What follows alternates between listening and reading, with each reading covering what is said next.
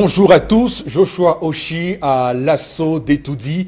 Le candidat du SDF à la présidentielle de 2018 est annoncé en meeting à la place des fêtes de Bouddha le 30 avril prochain. Ce sera lundi prochain donc. Et ce sera également son premier meeting après son investiture en février dernier par le SDF, son parti politique, en présence du chairman du SDF, Nidjon Fundi, qui pourra à l'occasion adouber Joshua Oshi dans ce meeting-là. C'est ce qui ressort d'ailleurs d'un récent document adressé hier au sous-préfet de Bouddha par le président de la circonscription électorale locale du SDF là-bas à Bouddha et portant déclaration d'organisation d'un meeting politique. Cela dit, le SDF qui se démarque de l'ambiance de nombrilisme qui est actuellement observée sur la toile, mais également sur les plateaux de télévision où les différents militants se donnent et s'envoient des noms d'oiseaux qui enrichissent, on va le dire, le lexique politique du Cameroun entre avions et voiture, entre manger ou boire, entre pénalty à tirer. Voilà comment l'opposition se met en place. Ce sont là peut-être aussi des obstacles à la coalition politique de l'opposition qu'on souhaite voir mettre sur pied. Cette candidature de large consensus qui pourrait aller challenger le président Paul Biya en octobre prochain. Madame, Monsieur, merci infiniment à vous de nous renouveler votre confiance pour cette nouvelle édition. Nous sommes le mardi 24 avril 2018, jour de rentrée pour les sénateurs, on va le dire, qui à 11h vont donc assurer la session ordinaire de plein droit, telle que prévue par les textes réglementaires au Cameroun. Chalamel Bachou, bonjour et bienvenue. Bonjour Monsieur Fopoussinegou, bonjour aux téléspectateurs et bonjour à son Excellence Atangandi. Je reviens de Diben avec des courriers. Premier, pas de coup d'état coutumier à Diben. Deuxième, Matanga ne descend d'aucune lignée royale. Troisième, Matanga arrêtez d'intimider les autorités et de menacer. Quatrième, Matanga Maurice est disqualifié depuis longtemps. Cinquième, Matanga Maurice n'a pas de maison à Diben, mais il est chef. Voici les acteurs. Voici les acteurs de ce tripatouillage traditionnel. Les voici. Vivement, monsieur le ministre, que vous voyez la situation à Diben, car des corps vont tomber. Nous ne sommes que des lanceurs d'alerte. Chalamel Bachou qu'on va retrouver tout à l'heure lorsqu'il sera 10h30 pour la colère de Chalamel, la légendaire colère de Chalamel d'ailleurs qui a fait un buzz total sur les réseaux sociaux hier. Je ne vous en dis pas plus, madame, messieurs. Alors Florazé, bonjour et bienvenue. Merci Rifopoussi, bonjour à vous. Bonjour sur le plateau et à nous chers téléspectateurs. Vous avez parlé du buzz de Chalamel. Oui. Peut-être qu'on en parlera aussi à la fin de ce programme, pourquoi pas. Parce qu'en fait ça fait le buzz sur la toile. Mais vous l'avez dit, ce 24 avril est une date très importante pour le Sénat. On en parlera justement dans le cadre de la revue des réseaux sociaux, mais aussi quelques images du stade de Japoma, puisqu'on parle de la CAN 2019. Et puis, vous verrez par vous-même que les travaux avancent. Et puis, on va reconforter quand même le corps des Camerounais pour dire que cette CAN va bel et bien s'organiser au Cameroun. Vous restez sur une ligne bien optimiste. Oui. Et on vous comprend d'ailleurs, Florazé.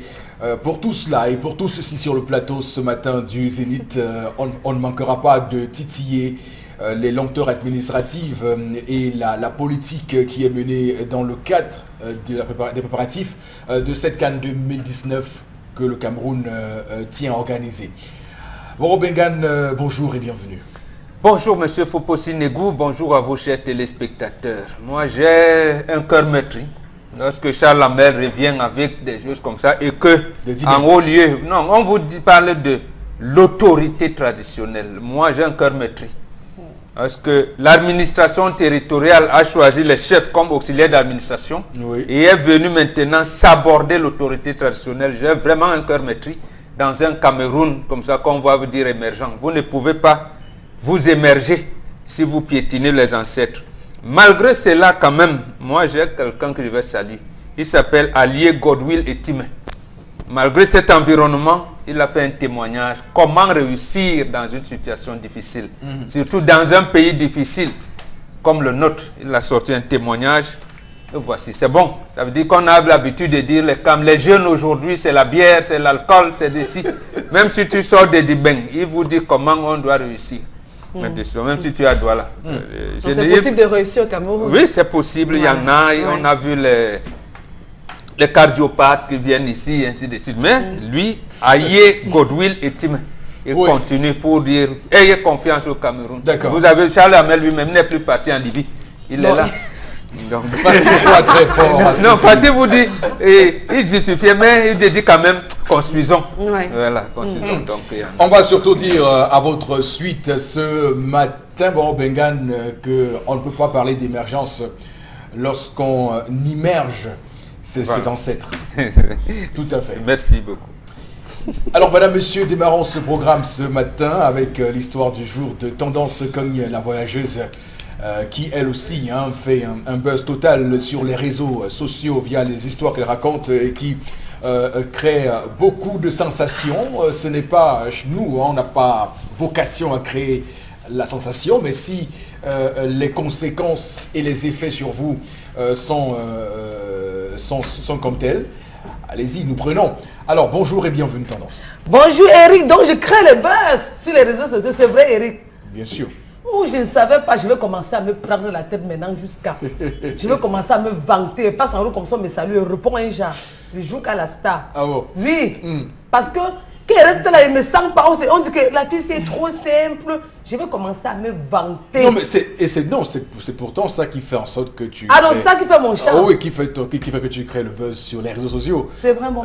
oui, c'est vrai. Les gens trouvent que Tendance est une... comment on appelle ça, Bengan, pour... comment on appelle...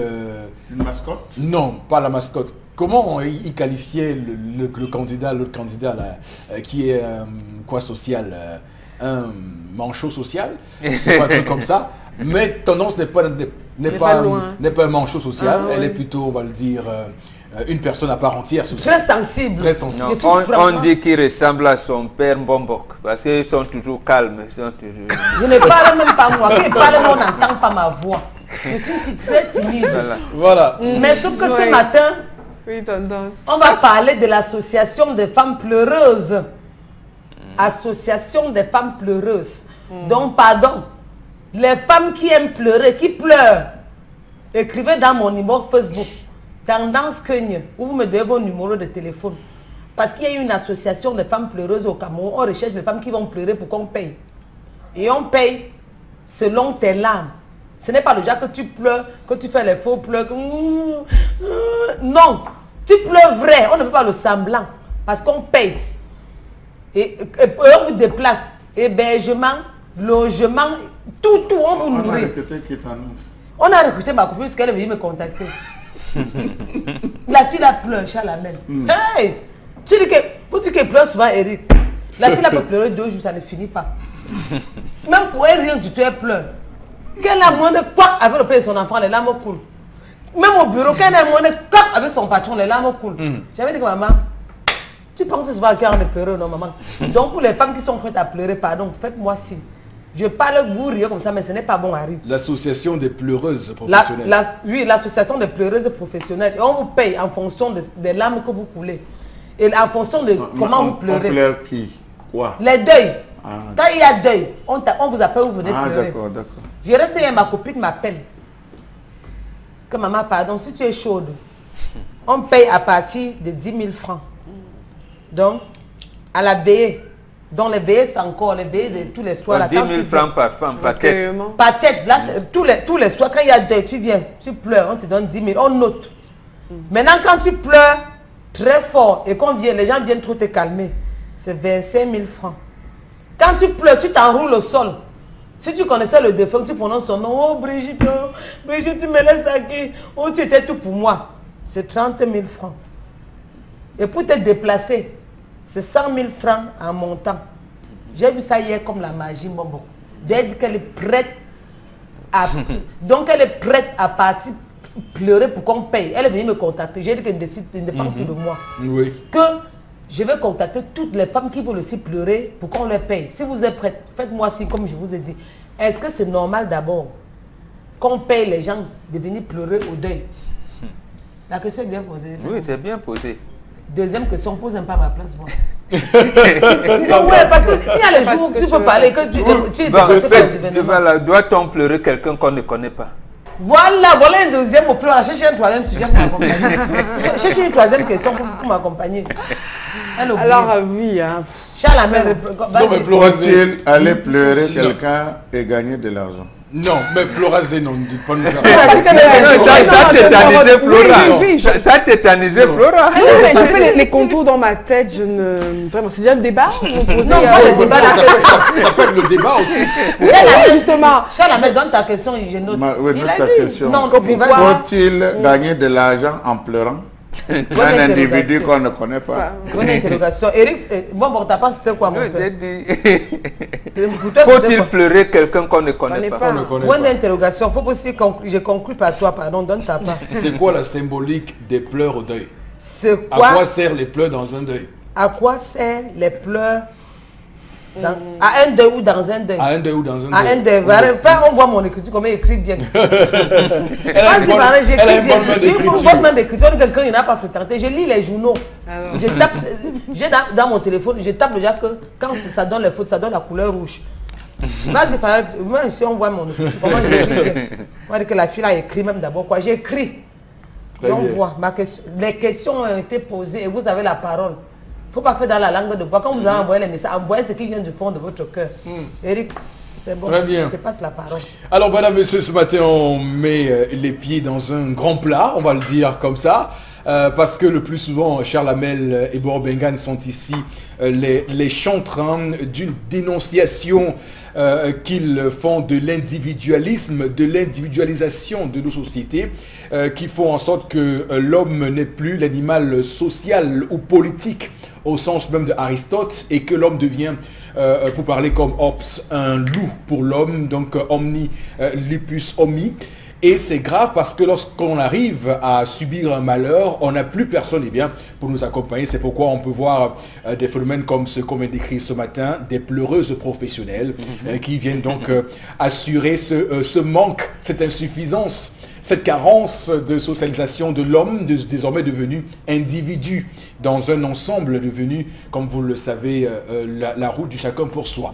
Alors, bon, Benga, je commence par vous ce matin. Une fois n'est pas coutume, pour avoir d'abord la symbolique de l'acte de pleurs qui semble être un acte naturel, un acte où on fait savoir qu'on est affligé par le départ de l'être cher.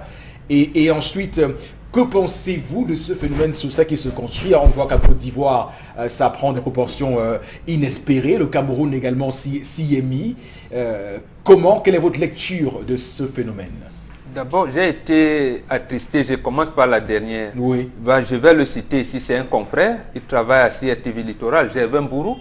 Il m'appelle, je pense, en 2014-2015. C'est lui qui me fait connaître le problème. Et maintenant que ça arrive chez Tendance, ça veut dire, comme vous avez dit, que le phénomène a pris de l'ampleur. Gervin Bourou me dit, il a trouvé un deuil dans son village dans le sud. Et les gens étaient surpris de voir les femmes venir pleurer et tout d'un homme. Mais après, finalement, on a pensé que peut-être c'était une de ces couples, mais ils ne pouvaient pas avoir autant de maîtresses quand même. Après, ils étaient en tenue. C'est plus tard qu'ils se sont rendus compte que, mais en fait, c'est une association qu'on paye. Je vous dis, parle bien de Gervais Bourou, c'est lui qui me met la puce à l'oreille. Oui, justement, il était venu à moi. Une personnalité très connue. Voilà, il m'avait posé les mêmes questions que vous me posez là tout à l'heure, parce que vous voulez comprendre. Je lui ai dit, ça c'est ahurissant. Vraiment, dans notre tradition, les deuils étaient catégorisés. Lorsque vous entendez parler de mort-née et tout, la seule personne à faire le confort, c'était la femme qui perdait un enfant et tout ça, on lui dit non, écoute, on en fait et tout. Même à elle, on lui disait non, c'est le sang. Donc bon, on transformait ça, on donne des images en fonction du truc, on vous dit non, le sang est retourné, non, reste, tu viens de subir d'abord les trucs, bon, on la remonte et tout. Maintenant, les deuils des jeunes, jusqu'à un certain âge, on ne mangeait pas. Et on pleurait vraiment, c'est-à-dire que tout le monde est attristé. Comment un jeune, jusqu'à, quand je dis jeune, voilà, la fleur de l'âge, jusqu'à 50 ans, quand il mourait, on ne mangeait pas. Il y avait ce qu'on appelle Bayanoum, donc ta famille maternelle, on vient, on peut leur donner une chèvre et un régime de pantin pour qu'ils rentrent et tout. Mais il posait des questions. Pourquoi notre neveu, que se passe-t-il dans votre famille? Pourquoi notre neveu? Mais tout le monde était attristé. Attristé. Et dans les 60, 80 ans, là, on pleurait, papa est parti, on veut voir sa progéniture qui vient vraiment. Là, on pleure, on dit, on aurait souhaité que. Maintenant, les gens plus âgés qu'on peut appeler des vieillards, là, c'était la fête. D'accord. C'était la fête, mais il y en avait quand même qui étaient affligés parce que chez nous, en Afrique, plus quelqu'un vieillit, plus qu'on n'a pas envie de nous séparer de lui. On n'est pas comme les Occidentaux où il y a des maisons de retraite. Nous, on veut aller chez nos vieux. Vraiment, on sait bien qu'il peut aller d'un moment à l'autre, il peut partir, il peut mourir d'un moment à l'autre, mais on a toujours envie de le retenir. Il faut dire que quand on vous écoute ce matin, on comprend que au-delà de l'affliction qu'on peut avoir, du mal-être qu'on peut ressentir, de la tristesse qu'on peut ressentir, de la douleur, le deuil est davantage aussi un rituel. Absolument, c'est un rituel. Oui. C'est pas normal, voilà, un jeune homme ou une jeune fille de 30 ans meurt, même si c'est un accident, on ne mangeait pas. On ne mangeait pas. C'est que la famille est en train de disparaître. Et là, on pleure vraiment. On pleure, on cherche à regarder. Bon, si c'est un accident comme ça, vraiment, on demande à Dieu Tout-Puissant que vraiment cela ne nous arrive plus. Et on fait justement ce rituel pour que les accidents finissent. Mais ce genre, cette formule-là, qui tend à revenir, et quand Tendance le dit ce matin, ça veut dire que depuis 2014, ce confrère me l'avait dit, ça veut dire que c'est en train de prendre à cette femme de ne pas y aller. De toutes les manières, moi, peut-être je ne vais plus prendre la parole. Dieu me deuil et je vois une cohorte de femmes et me renseigne que c'est ça, je les fais rentrer. Oui, je vais les faire rentrer. Et vous avez dit quelque chose de fondamental. C'est ça qui marque donc que nous ne sommes plus dans une société. Nous sommes vraiment, vous avez utilisé le terme associé. Oui, l'individualisme. Voilà, ce qui fait que ce qu'on appelle société. Qu'est-ce qui fonde la société? L'harmonie entre nous, nous ne sommes plus. Et vous, Charles Hamel, vous utilisez souvent une expression qui me semble appropriée pour ce cas. Les élites ont une proximité aérienne. Ils ne sont pas là. Elles ne sont pas là, ces élites. Et là, elles sont obligées donc de payer les gens pour venir. Pour venir faire du spectacle. Pour venir faire du spectacle. La spectacularisation de la douleur. Donc on vient maintenant, on se moque de qui là? C'est une descente aux enfers là. Mais absolument. On spectacularise tout, on théâtralise tout, même la douleur. Et quand on vous parle donc de dérèglement, des réglementations, des flagrations sociales, regardez ça. Alors Florazé, vous qui pensez que les morts ne sont pas morts, parce que les morts sont morts. Ah non, que les morts sont morts. Merci beaucoup Charles. Regarde, je vous ai... vous qui pensez que les morts sont morts, alors... Pourquoi ils m'ont dit Vichal? Vous qui pensez que les morts sont morts, vous voyez que vous avez du succès parce que les gens s'appuient sur votre doctrine. Pour créer une industrie autour de la mort. Oui, parce que vous voyez comment vous me... Non, bien sûr, c'est quand on a ce type de pensée qu'on en vient à se greffer à ce type de phénomène. Je vais donc vous dire ce que j'ai dit à propos. Oui, dites-nous. À propos de la question. Oui. C'est pendant son vivant, de son vivant Bambok, qu'il faut préparer justement comment les commodités, ou alors si vous voulez, hein, les sentiments nobles après que vous ne soyez plus là. Parce qu'aujourd'hui, le matérialisme et bien d'autres choses font que quand une personne décède, quand on vient même à son deuil, ce sont des ragots, il était qui, qu'est-ce qu'il faisait même pour nous, etc. et tout, puisqu'il n'est plus là. Donc aujourd'hui, si j'ai des choses, des sentiments à manifester envers autrui, et il faut pousser, mais c'est maintenant qu'il faut le faire. Je prépare mon bonheur. Je vais dire le bonheur, je le vis maintenant, c'est pas après la mort. Je prépare ces prémices. C'est dès maintenant Alors, que je vis. non, Je vis ce bonheur. Donc, juste pour dire que... Vous nous égarez. Hein. Non. Pourquoi? Pourquoi à chaque fois que je prends la parole, vous pensez toujours que je vous égare ou que je ne suis pas dans le sujet? Non, c'est pas ce que j'ai dit. Non, attendez. Je dis que c'est maintenant qu'ils sont préparés tout ça. Florazé. Parce que voilà une personne... Voilà une femme qui est prête, parce que l'argent est devenu roi sur la terre. Elle est prête à aller... simuler la douleur, sauf que une personne qu'elle ne connaît pas, pour avoir 250 000 francs à la fin du mois. Sauf que c'est qui va lui acheter des greffes brésiliennes. Et parce que oui, sauf que sa motivation, la motivation vient d'où? Il y a une industrie qui est déjà fondée, qui est là, qui est basée. Ça veut dire que pour tous ceux qui aimeraient avoir des femmes pleureuses, etc., ils savent où se diriger. Alors, comment une personne qui vient de perdre un être cher peut concevoir dans sa tête, dans son intelligence, aller justement vers cette dire vraiment je viens de perdre mon père, est-ce que vous pouvez me donner 5 ou 6 cohortes de femmes qui viendront pleurer? C'est là le véritable problème. Mais alors maintenant, mais oui, non, mais attendez, comment vous, Eric Fopoussi, comment vous pouvez être un être cher, vous allez vers une industrie pour demander aux gens de venir. Mais c'est ça le véritable problème. Mais c'est ça le problème. Vous ignorez que les gens, ces gens-là, qui créent ce type d'industrie, font des publicités violentes. On vous adresse à coup de publicité, on vous dit que vous voulez faire vous êtes maître, non. Vous ne faites pas ça. Non, Eric Fopoussi, vous êtes maître de vous-même. Alors, pour moi, je trouve que c'est léger. C'est ça le véritable problème. Comment vous êtes amené? Qu'est-ce qui ne cloche pas? Qu'est-ce qui ne va pas? Qu'est-ce qui ne marche pas?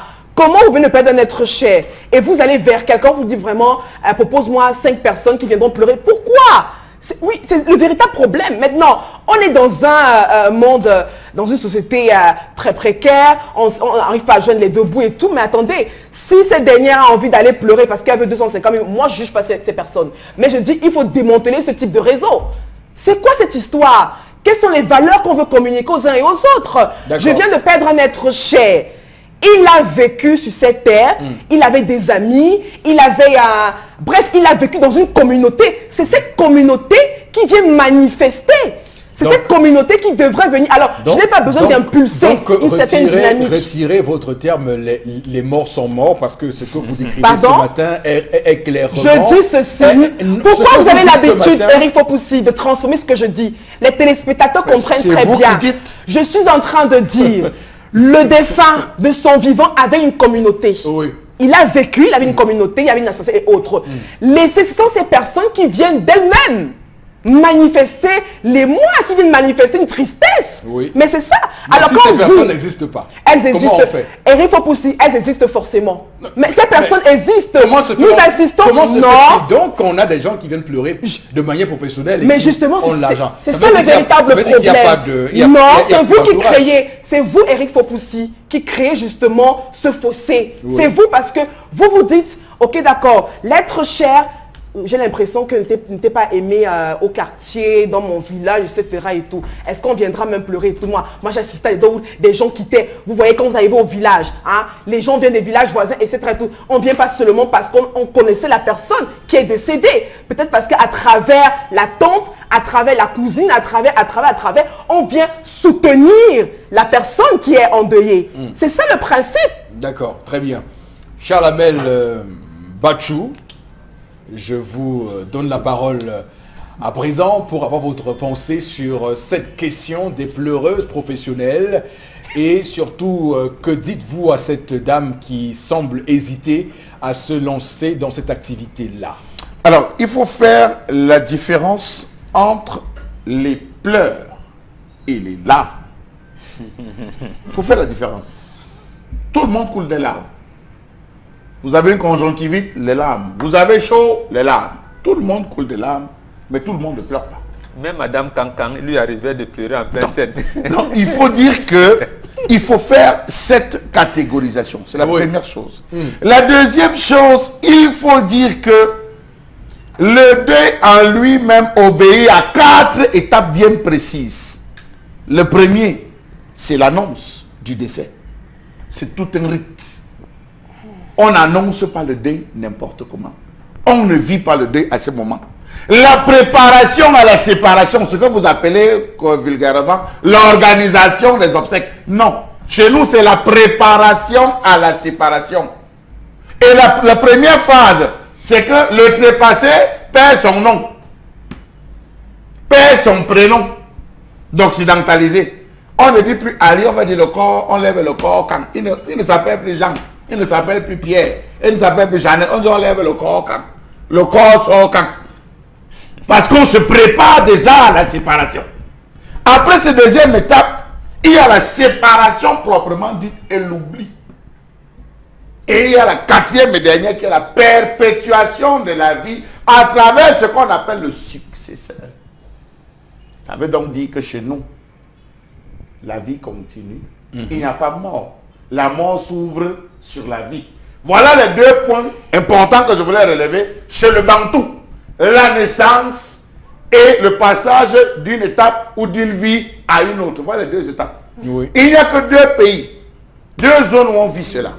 Nous avons la vallée de Moundou au Tchad et nous avons pratiquement la frontière dans la zone du nord-ouest où nous avons une tribu qui se rase les cheveux, qui pleure lorsque l'individu naît et qui célèbre la fête lorsqu'il meurt. C'est deux.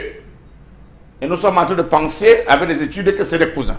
Donc dire aujourd'hui que une femme, une fille qui n'a pas connu le trépassé vient pleurer. Non, dites plutôt vient couler des larmes. Mais ne vient pas pleurer. Parce que ça obéit à une chorégraphie. Les pleurs obéissent à une chorégraphie. La chorégraphie qui retrace l'histoire de l'individu. Vous allez voir une maman qui pleure. Elle laisse. Vous pensez que c'est le spectacle. Elle raconte son histoire. L'autre va arriver ici, commencer à chanter. J'étais venu ici, je l'avais cherché, j'avais les problèmes, il m'avait aidé. Elle commence, elle retrace la vie, l'intimité. Je vois mal une femme qui ne m'a pas connue, qui n'a pas connu un passé, venir le faire. C'est impossible. Et c'est impossible. Le deuxième point, il y a les parures. Chacun, on ne se décore pas n'importe comment. Même le membre qui va à un deuil a une certaine tenue, une certaine parure pour aller au deuil. Il y a une préparation pour aller au deuil. Aujourd'hui, on voit des filles avec les rouges à lèvres, on voit ceci, il y avait une parure. Tellement on a pleuré, tellement on s'est enroulé que les chevelures ont une certaine couleur, le corps a une certaine couleur, et puis la personne éplorée se répandait de la cendre en signe de deuil. Que les chrétiens catholiques sont venus dire utiliser plutôt le blanc comme pureté. Non, c'était la cendre qu'on utilisait comme signe de deuil. Troisième chose, il y avait ce qu'on appelle le passage de classe, c'est-à-dire la veuve ou le veuf changeait de classe. Il y avait des tenues qui étaient le bleu parce qu'on savait qu'il était allé au ciel. Donc pour dire quoi, on ne pleure pas tout le monde. Le fou, le bandit, le suicidé et le sorcier. Le bandit. On ne les pleure pas. Le fils de... Je dis on ne pleure pas ces quatre. Je le dis en regardant la télé, on ne pleure pas ces quatre types de personnes. Le fou, le bandit, le sorcier et le suicidé. Donc si vous êtes dans ces quatre cas, ils n'ont pas droit au deuil. Ils n'ont droit à rien, même pas les honneurs. On emballe et hop. Donc voilà donc une société d'hybride occidentalisé qui se retrouve à spectaculariser la mort. On ne pleure pas un chef n'importe comment. On ne pleure pas un notable n'importe comment. On ne pleure pas un guerrier. Lorsque vous arrivez, par exemple, lorsqu'on fait les obsèques d'un bonbon ou d'un chef, la première personne qui ont dit chut. Absolument. On ne pleure pas. On médite. Donc ça, c'est la spectacularisation occidentale. Ce n'est pas tous les deux. Même une reine-mère, même une princesse. Le chef même, pour qu'on pleure, on lamente que le chef, il faut qu'on ait frappé le bouc. Qu'on ait frappé un bouc pour de l'autorisation. Et c'est une autorisation d'au moins 1 heure. Minimum 1 heure. Et après, c'est terminé. On passe à autre chose. Donc, ce qu'on appelle les pleurs, c'est juste une transposition de l'Occident. Et puis, Chalamel, chaque personne a son tour de deuil aussi. Parce que le deuil, on lance souvent, je vois, dans les cérémonies, des femmes pleurent. Et puis elles se tassent. Et puis lorsque une nouvelle personne arrive... oui, c'est parce qu'on connaît le vécu. Allez chez les bêtis, dans ce qu'on appelle les sanis.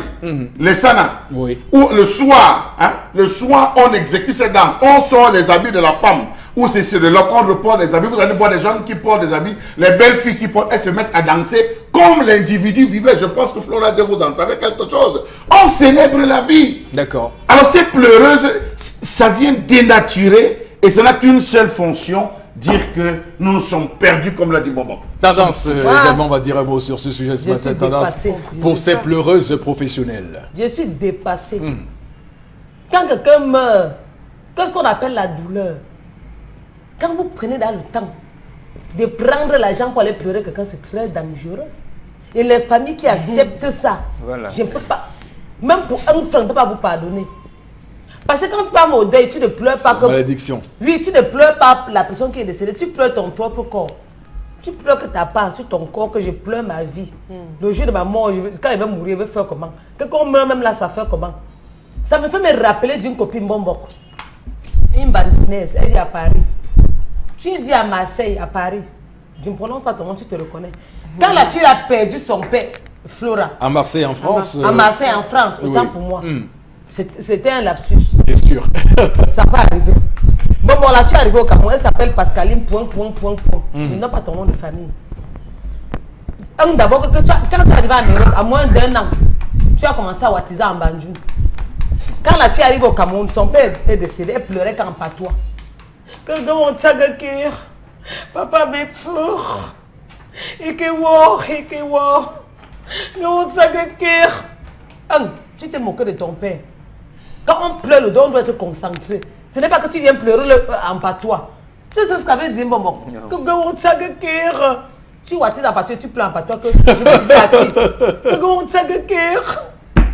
papa me fort.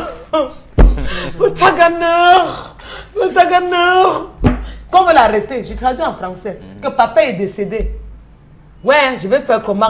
Quand on a dit que Taganeur en wattisant, tu as manqué le respect au mort. Quand tu veux pleurer, tu te concentres.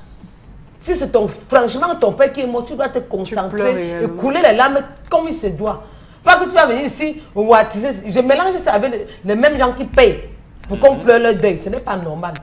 L'association que vous avez fait au Cameroun, je vais dénoncer. Commençant, il y a l'autre ici à nous des dos. Je n'appelle pas le nom du boss qui a ça. Tout à fait. Je vous connais parce que vous avez dit que... Je confirme. Quand on m'apportait l'information, on m'a dit que c'était à nous des dos.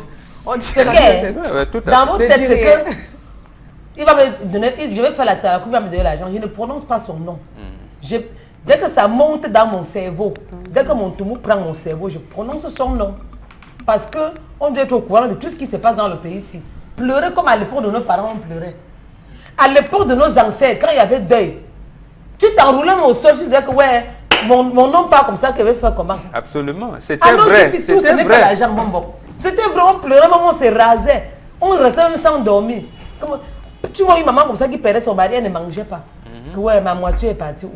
Elle perd l'enfant, elle ne mange pas. Mais alors, juste quand il y a deuil, quand il y a deuil, on ne se rase plus. Le soir quand on te console, tu as la but 2 ou 3 bières, tu dis ah, mon enfant a souffert, il va faire comment? Quand l'autre revient encore, ouais, là, mais alors on va prendre une. Tu pleures pas, on te donne une, tu bois. Maintenant en pleurant, mais ce n'est plus que tu pleures parce que ton enfant est dit, tu pleures que l'argent. Tu pleures. Tu pleures que l'argent, c'est l'argent maintenant qui t'oriente. Mais comment une famille peut louer un quart de 20 places pour lui mettre uniquement les pleurer? Vous avez aimé le peuple. Posez-vous dans la question que c'est quel type de monde? Vous avez aimé le peuple. C'est pas possible. Nous sommes dans quel monde? On va aller prendre les SMS tendance. Tout à me proposer. On va aller prendre les SMS. Ça c'est l'argent empoisonné, on ne peut pas prendre ça. Avec Florazé. Florazé, quelques SMS pour ce matin, je vous en prie. D'accord. Oui. Alors, il y en a des réactions ce matin, pardonnez-moi. La toute première, je pense que par rapport à cela, le monde est en train de tomber dans un matérialisme exagéré qui tue les valeurs du deuil en Afrique. C'est vraiment désolant. Autre réaction, on dit souvent que les pleurs consolent un cœur meurtri, mais il y a ceux qui pleurent par fantaisie, juste pour ne pas être indexés du doigt. Comme assassin. Pour moi, les pleurs ne servent à rien parce que les larmes ne peuvent pas ramener le défunt en vie. C'est Toumba Achong qui réagit. Ici, Isaac Ushiwa du village de Bonapriso pense que c'est bizarre qu'on paye des personnes pour venir pleurer dans un deuil.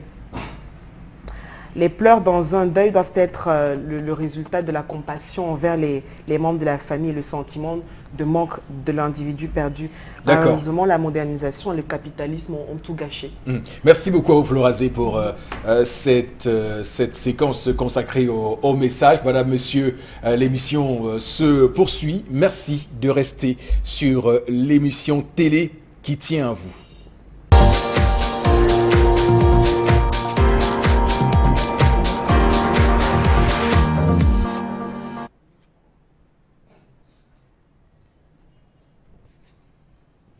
Je m'interroge ce jour sur la question du chômage dans ce pays.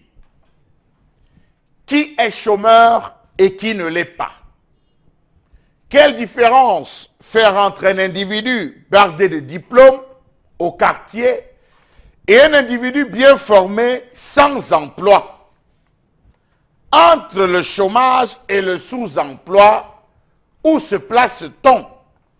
Existe-t-il une politique de l'emploi dans ce pays? Quel est d'ailleurs le rôle et le nom du ministre de l'Emploi dans ce pays? Quel est le rôle du Fonds national de l'emploi depuis près de 26 ans? Quelle est encore aujourd'hui la place du Fonds national de l'emploi dans la lutte contre le chômage que le directeur Camille Mouti-Abidias dit avoir résorbé? Qui évalue même le Fonds national de l'emploi? Que sont devenues toutes les structures créées par le DSCE et dont l'une des missions était l'encadrement des jeunes, surtout les plus précaires, pour ne pas dire tous les jeunes? Qu'est-ce qui peut expliquer toute cette controverse autour du taux de chômage au Cameroun? Comment comprendre ce désaccord patent qui existe entre l'Institut national des statistiques du Cameroun et les organisations syndicales, l'Union des syndicats libres du Cameroun et l'Union générale des travailleurs du Cameroun au sujet du taux de chômage dans le pays évalué par le premier à environ 10 et 30% et par le second à 70%. Que dire alors des conclusions contenues dans le document de stratégie pour la croissance et l'emploi qui précise que le taux de chômage au Cameroun est estimé à environ 13%, tandis que le taux de sous-emploi, lui, il est criard, 70%. Je me perds. Chômage, sous-emploi, travail décent. Qu'est-ce que tout cela veut dire? Savez-vous que selon l'Institut national des statistiques, le chômage constitue un phénomène effroyable au Cameroun? 10 à 30% des jeunes vivant dans les villes sont sans emploi, 90% des travailleurs exercent dans le secteur informel, tandis que 70% des travailleurs gagnent mensuellement moins de 23 500 francs CFA. Savez-vous que selon l'Union des syndicats libres du Cameroun et l'Union générale des travailleurs du Cameroun, le taux de chômage au Cameroun se situera à plus de 76%. Laissons cette bataille stupide et essayons de comprendre pourquoi des milliers de jeunes sont exclus du monde de l'emploi dans le secteur public depuis l'application des programmes économiques de stabilisation des finances publiques et la mise sur pied des différentes politiques d'ajustement structurel imposées par les bailleurs de fonds. Comment comprendre le fait que la montée du secteur informel soit plutôt la conséquence de la rareté de l'emploi plutôt que d'en être un boom? Première question. Comment comprendre le fait que le taux de chômage au sens élargi des jeunes ayant suivi un cursus d'enseignement technique est respectivement de 10,1% et 10,4% pour les jeunes ayant le niveau d'instruction secondaire technique, c'est-à-dire second cycle, et premier cycle, contre 27% pour les jeunes ayant le niveau d'instruction supérieure? Comment comprendre le fait que 41% des actifs chômeurs n'ont jamais été à l'école? Et parmi les 49% étaient à l'école, 45 n'ont été qu'à l'école primaire, 43% dans l'enseignement secondaire et moins d'1% dans l'enseignement supérieur. Comment comprendre que la courbe de chômage au Cameroun rivalise avec le monde Cameroun? Rappelons-nous qu'en 2013, le chef de l'État camerounais a annoncé la création de 225 000 emplois et 250 000 emplois en 2014. Je vous fais fi jusqu'en 2018. Il était allé jusqu'à dire que les entreprises privées des différents secteurs d'activité à elles seules avaient créé 165 000 emplois et l'administration, à travers ses divers démembrements, en avait créé 60 000. Savez-vous qu'assistant à la conférence du directeur général du Fonds national de l'emploi, un journaliste de la place avait demandé au directeur si un diplômé de l'enseignement supérieur qui vend les Kleenex à la poste centrale de Yaoundé peut être considéré comme chômeur. Le directeur général du Fonds national de l'emploi avait répondu, 2 points, je cite, non, le vendeur de Kleenex n'est pas chômeur, il y a juste un problème de décence de l'emploi, mais il n'est pas chômeur. Fin de citation. Je m'interroge, je vous interroge.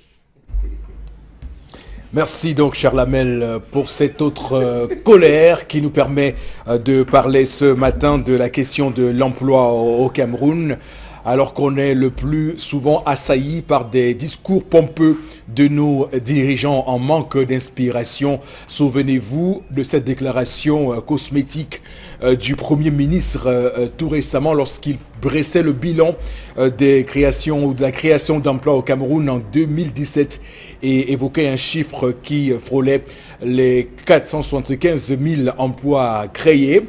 Le président Paul Biya a lui également le plus souvent été l'un des champions dans ces chiffres déclaratifs qui tendent à montrer que le Cameroun se porte bien sur ce plan. Et pourtant, les chiffres sont bel et bien clairs.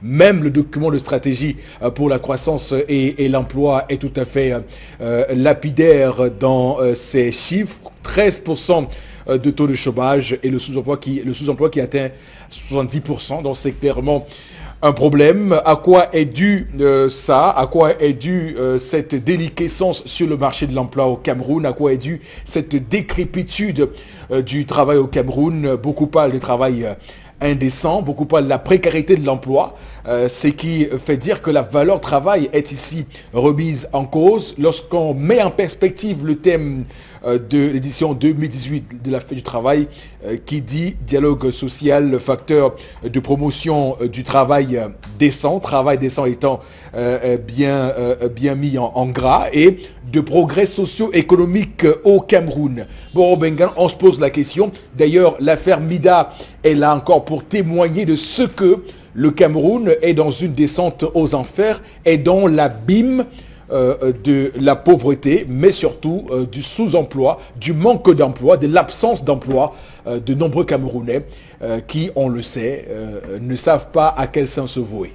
Oui, absolument.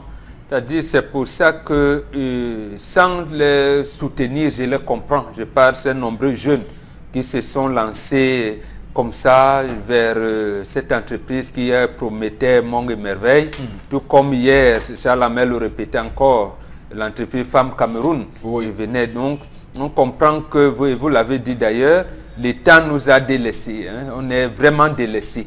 On est dans une situation où on ne sait pas, on va même s'embrouiller sur les termes. Et là, j'allais dire, ils sont ingénieux là-dedans. Lorsque vous parlez de chômage, regardez la réponse que Charles Hamel a donnée.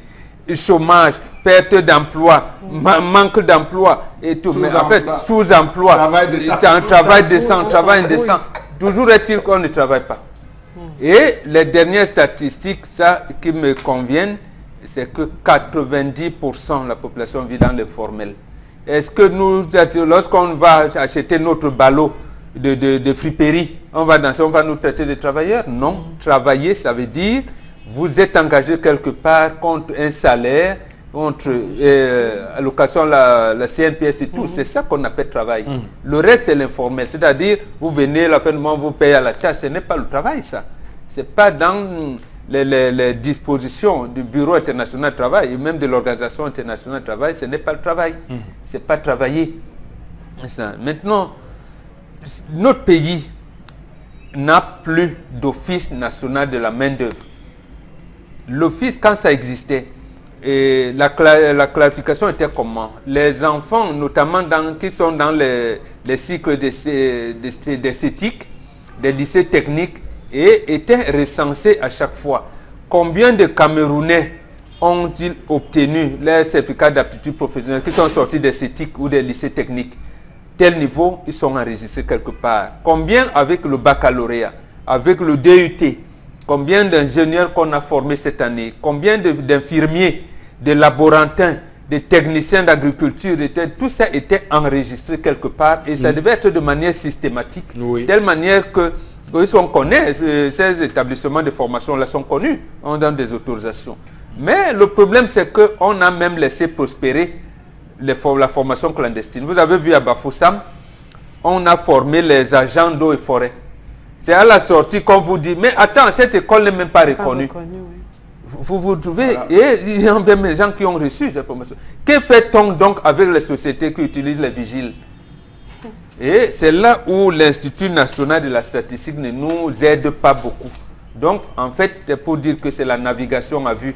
Mais je termine par là, je comprends. C'est le Fonds monétaire international. Et j'aime cet éditorial d'un ancien directeur du journal Le Monde diplomatique, M. Ignacio Ramonet. Il avait dit dans une de ses décisions en 2002, il a dit, lui, lorsque George Bush parlait des États voyous, il a dit que lui, c'est le FMI, la Banque mondiale et l'Organisation mondiale de commerce. Voilà les trois institutions qui ont bouleversé toutes les donnes au Cameroun. C'est eux qui ont dit qu'il fallait, j'allais dire, traiter de la même manière les investissements étrangers et nationaux dans un pays, surtout dans les pays du tiers-monde. Voilà comment aujourd'hui... Bon, mais vous ne terminerez pas par là, puisque on peut essayer d'imaginer des solutions qui peuvent être prises, des possibilités, des marges de manœuvre. Est-ce que l'État tout seul peut s'engager à recruter tout le monde? Je rappelle que chaque année, on recrute des policiers, des gendarmes, dans l'armée, les enseignants et tout ce qu'on peut imaginer dans la fonction publique.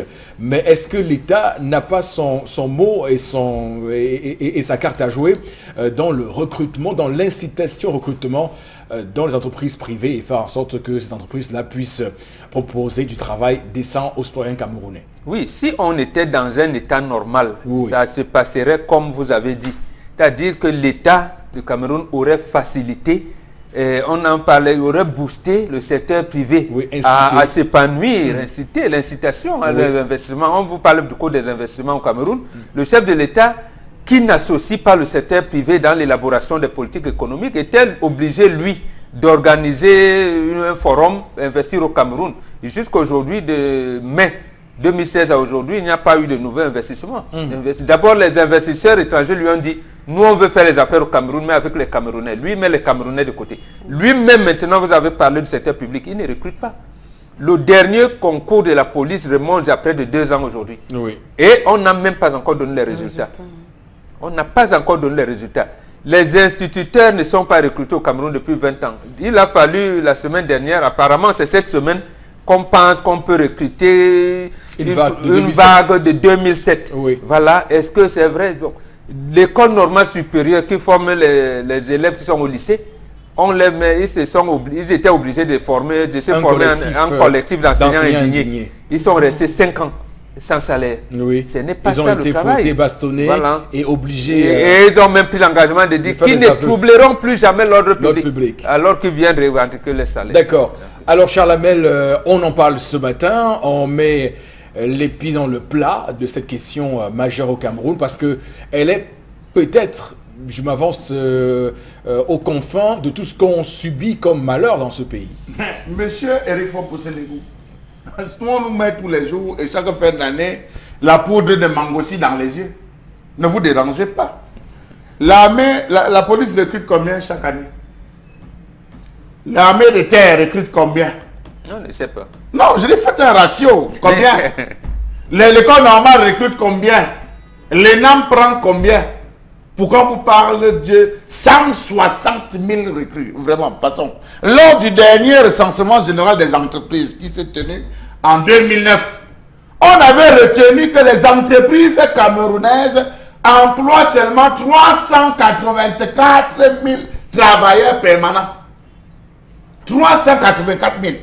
Donc à peu près comme le public, ça veut dire que... 384 000.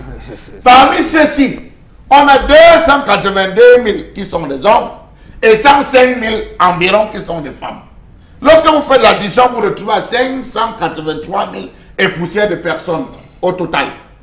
Si on va donc retrancher, c'est-à-dire si on dit qu'on comptait 10 millions, le Cameroun comptait en 2009 10 millions d'habitants et qu'on enlève 582 000 ou 583 000, il reste combien? Sur 10 millions en 2009. Bon, passons.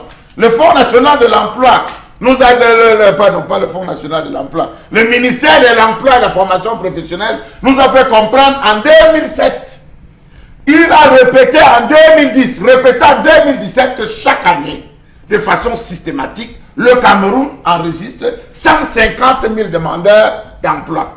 2007 à 2018, ça fait 1 650 000 demandeurs d'emploi. Bon, on revient. Les chiffres donnent froid au dos, c'est clair, c'est une misère totale dans ce pays. D'ailleurs, les dirigeants nous regardent et on le sent très bien, sont en panne d'inspiration et on dit le plus souvent trivialement quand on ne peut pas, on laisse. A tout de suite, mesdames, messieurs. Retour sur ce plateau, madame, messieurs, pour cette deuxième heure de votre émission 10-12, le Zénith. Et merci à vous de nous renouveler votre confiance comme vous le faites ce mardi 24 avril 2018 sur Equinox Télévision. La télévision qui, au-delà de l'image, vous rend compte. Pour cette deuxième partie, on entend avec vous, Florazé, quelques messages. Oui. Alors, une réaction d'un téléspectateur qui pense que le Cameroun est un beau pays où l'emploi qu'offre l'administration est ciblée, soit tu es un génie ou alors tu as des parents qui ont une parole influente, ce qui n'est pas du tout normal, d'où le taux élevé de chômage et de sous-emploi au Cameroun. C'est Fritz qui réagit. La preuve, quelle est la situation de 25 000 Pour le concours de la police, certains enfants des hauts cadres du pays s'entraînent déjà pour la formation à Moutenguene. Or, les résultats ne sont pas encore connus. Il y a d'autres qui entrent même sans avoir fait le concours. Qui a dit? C'est un téléspectateur qui réagit. Bonjour à vous. Parlons juste de l'ensemble de Berthois, là où on a pris 7 à 10 personnes par filière. À l'école normale de Berthois. Berthois. Voilà. Tellement de témoignages. Il faut que... Je ne vais pas ce message. Le gouvernement applique la politique du chômage pour nous maintenir dans la misère, comme le veut l'Occident. Autre réaction, le régime du renouveau est un échec sur tous les plans. Vous avez les preuves devant vous. C'est Ramon qui réagit à l'OPOM. Les pleurs sont la manifestation de la douleur, du chagrin que l'on ressent dans son cœur. Donc s'il faut un salaire pour pleurer, c'est désolant. Et puis, les obsèques chez nous représentent une industrie, voire une fête, avec le cercueil, les fleurs, le tissu, la boisson, sans oublier la collation. C'est vraiment dommage quand on arrive à payer des gens pour pleurer. C'est Francine Témi à Yaoundé qui réagit. Non, mais il faut dire quand même que la collation a toute sa place, parce qu'il y a des gens qui voyagent de nuit, des gens qui n'ont même pas le temps. Lorsqu'ils arrivent, ils doivent au moins se désaltérer, c'est-à-dire désaltérer et consommer un bout de pain. C'est toute cette spectacularisation qui est tout autour que nous sommes en train d'essayer de décrire. Prenons sur Facebook, on a vu plusieurs fois des cas d'un individu qui donne un cercueil de 13 millions, de 14 millions, hein, en or massif parce qu'il veut faire enterrer. Est-ce qu'on a besoin de ça? Rendu à cette étape, on n'en a pas besoin. Voilà, c'est le voyeurisme. Merci Charles. C'est le voyeurisme voilà, qui fait ça, parce que les gens souhaitent se faire voir, se montrer. Les gens profitent des occasions comme ça, parce que comme Florazé leur a dit que les morts sont morts, donc on peut fouler aux pieds ces valeurs-là sans en être inquiété. En tout cas, le voyeurisme. On ne dit pas le voyeurisme. Non, le voyeurisme. Ah, ouais, papa, mais si on apprend tous les jours. Il y a des voyeurs. Moi, avant, je disais seulement que pour expliquer quelqu'un que sur les voyous, il disait que sur le voyeurisme. Non, non, il y a les voyous.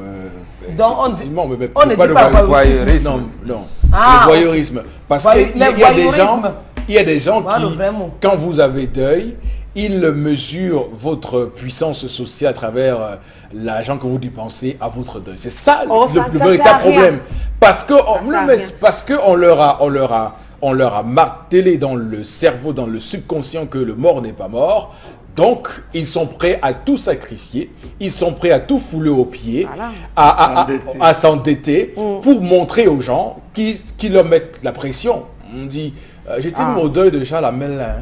Ce n'est que manger, dans tout ce qu'il a, un tout ce simple pain, qu'il un fait là, sandwich. vraiment, ce n'est que vous faire un deuil comme ça, là.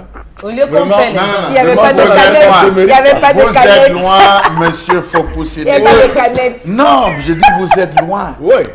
Votre deuil, la forme de votre deuil prend corps avec le faire-part.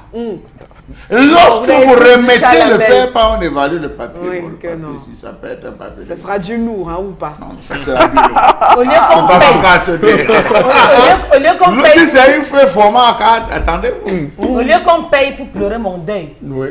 Mieux on tape le dicalo. Oui. Mieux on tape le dicalo ce jour-là dans le village. Ou encore à Douala. Jusqu'à quand on paye pour qu'on vienne me pleurer. D'abord, c'est qu'il y a les gens qui vont mes enfants vont me pleurer. Les autres téléspectateurs vont me pleurer. Donc, si on vient vous escroquer, qu'on paye, c'est qu'on ment. Je ne veux pas voir les gens. C'est quand même me réveiller ce jour-là.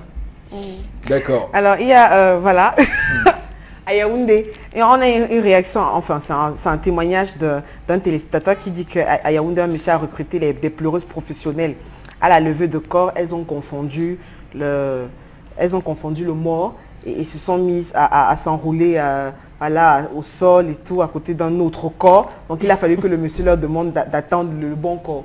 C'est pas vrai. Voilà. C'est pas vrai, c'est pas possible. C'est vrai. Mais attendez, voilà. Vous voyez, quand tout est fabriqué, quand tout est... voilà ce que ça donne après. Non, mais Chalamel, ce que je dis, c'est très grave parce que... Mais comme c'est pas bon. Parce que Mais ces attendez, gens qui ont mais- inventé ces pleurs professionnels-là, ils obéissent à un logiciel qui veut que désormais, on se montre, on Oui, dit, oui, oh, j'ai tout fait à un fait. grand deuil. Il y a quand même les mots. Comment était ton deuil? Oh, mais c'était un bon deuil. On hein, a j'ai pleuré, pleuré, on a j'ai- pleuré. on On a a pleuré. dépensé l'expression. 15 millions. Non, ce n'est pas ça. L'expression, c'est que j'ai vraiment pleuré. Tu as pleuré, t'as Non, elle dit que Non, bon, tu as pleuré. Non, ton le père. gars a pleuré son père. Non. Et qu'il Pleurer, le gars, là-bas. Je Non, mais comprends attends, l'affection que tu avais pour ta Si sœur. quelqu'un Tu m'a l'as montré qu'il a pleuré. trop pleuré, mieux il nourrit tout le village. C'est les sorciers. Par exemple, Il faut N'ayez pas peur il y a de des dire c'est les délégations, hein. sorciers. C'est Il y a les des sorciers. comités pour ça. Il y a des comités gens pour qui ça, savent pour qu'ils ça. ont tellement fait du mal dans leur vie et qui font du mal aux gens que les gens ne viendront jamais pleurer, couler une seule larme. Il y a des gens dans les familles qui ont passé leur temps à tâcher les enfants des autres, qui ne vont pas réussir. Poussant leurs enfants, attachant les enfants des autres, ils sont obligés de passer par là. Disons la vérité, ils sont obligés de passer par là, à inviter les gens pour venir pleurer, parce que tous ceux qui vont venir au dé, vont venir dire enfin, nous sommes libres. Ils vont venir célébrer la libération. Il y a des gens qui sont méchants et on ne pleure pas le méchant. Voilà pourquoi ils vont louer, ils fabriquent ces unités de la mort pour venir célébrer. D'accord. Alors, merci beaucoup à vous de continuer à réagir sur Equinox Télévision via le Zénith, l'émission qui vous porte, qui vous tient, Oui, c'est qui vrai, tient à nous vous, porte bonheur. qui tient à vous surtout. On va pour cette suite de l'émission prendre avec vous, Florazé, avec vous la revue des réseaux sociaux. Oui, Eric Fopoussi, on parle de politique, on parle également de ce moment tant attendu, pratiquement à l'heure où on vous parle, la session de plein droit donc s'ouvre au Sénat pour ce mardi au Palais des Congrès de Yaoundé précisément. Et puis ça marque donc l'entrée en service et des 100 sénateurs pour le compte de la seconde législature de 5 ans. On rappelle que c'est également un événement et ils devront porter les préoccupations du développement local et puis en votant des textes de loi qui engagent la marche de la nation. Et puis on rappelle que ce mandat de 100 sénateurs donc, va durer 5 ans, donc on est en 2018 et bon, pour jusqu'en 2023. Et puis également, entre autres des points saillants, des points très importants pour cette seconde législature, en fait, session de plein droit. On aura la particularité de cette session par la vérification des mandats. On aura entre autres des attributs avant les fonctions, mais aussi l'un des temps forts de cette session de plein droit, l'élection du membre du bureau pour un mandat d'un an renouvelable. Donc voilà dans Eric Fopoussi l'information du jour, très importante pour ce moment de la session de plein droit au Sénat. Alors, bon, des simulations ont commencé à poindre dans l'espace politique camerounaise quant au bureau de cette nouvelle législature, précisément sur le cas du président de la Chambre haute du Parlement camerounais, des voix des observateurs imaginent qu'on fasse passer un président du Sénat anglophone pour apaiser le cœur des ressortissants de la région du nord-ouest et du sud-ouest Cameroun, donc évoquant de fait que Marcel Diadji Fendi soit évincé dans cette vague-là. Oui, quelle lecture vous en faites? C'est une option, mais je sais également que le président Biya avait, à l'époque de Foncan-Champ-Laurens, alors que tout le monde s'attendait à sa reconduction, il n'a pas reconduit à l'Assemblée nationale à l'époque, changé par Cavaillé qui y est jusqu'à aujourd'hui. Mais d'habitude, il ne change pas de logiciel. Hein. Il ne change pas de logiciel. Il a changé au niveau du gouvernement en mettant un anglophone au MINAT et à l'éducation nationale, ce que vous appelez l'enseignement secondaire. Va-t-il changer NIAT? Non, c'est des vieux amis. Des vieux amis, je pense qu'il sera difficile de le changer. Non pas parce qu'il obéit à une géopolitique particulière, ou alors, si vous voulez, sa géopolitique, c'est que j'ai mes amis, je les récompense. Ils vont distribuer le gâteau national à ses amis pour maintenir, et surtout l'Ouest. L'Ouest est un vivier important. Je vous ai dit, en 92, il avait fait de M. Niat vice-premier ministre, en charge de l'administration, de l'aménagement du territoire, après en charge de l'énergie, et ainsi de suite. Sauf que, quelques temps après, quand l'Ouest a voté majoritairement pour le candidat de l'Union pour le changement, John Frundi, il a enlevé tous les ressortissants de l'Ouest. À l'Assemblée, il a laissé contre communiste seul.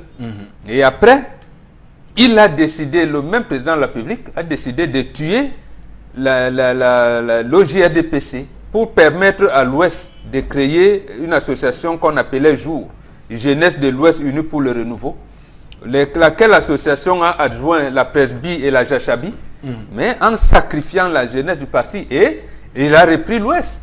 Et avec jusqu'à aujourd'hui, c'est l'Ouest qui est en pole position. Donc, l'Ouest l'aide donc à rassembler tout ce qu'il veut dans sa géopolitique, à consolider sa place. Surtout, s'il ne le fait pas, l'Ouest peut facilement basculer au sein de l'UPC ou alors du SDF.